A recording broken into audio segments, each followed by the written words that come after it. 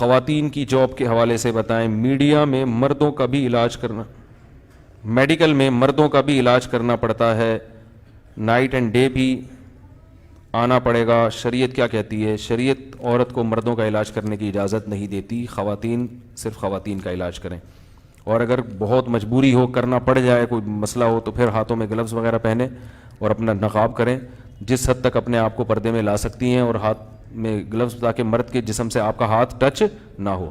یہ جو ڈینٹسٹ خواتین ہیں نا، یہ تو بڑا خطرناک معاملہ ہے.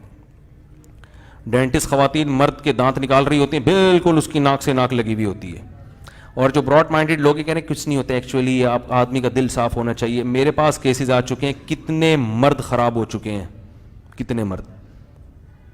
ایک خاتون کے شوہر خراب ہو گئے، وہ ڈینٹسٹ ہیں، وہ خواتین کے دانت نکالتے ہیں. اب جھانک جھانک کے منہ میں دیکھ رہے ہیں، اتنے کلوز ہو گئے ہیں وہ ڈاکٹر، اور یہ ٹیکنیشین بھی ہیں. اس کو ٹیکنیشین کہتے ہیں نا میرے خیال ہے، جو ہاں تو ڈینٹسٹ تو کہتے ہی ہیں، لیکن یہ تو میرا خیال ہے MBBS ہونا اس کے لیے ضروری نہیں ہے. خیر وہ صاحب خواتین کے دانت نکالتے نکالتے ان کے گھر پہنچ گئے، صبح شام 10 قسم کی. تو اسلام نے جو بتایا ہے نا، تمیز کے دائرے میں رہو، مرد اور عورت ایک دوسرے سے دور رہیں. ملنے کا ایک ہی طریقہ بتایا، 4 شادیاں، جو آپ کو اچھا نہیں لگتا.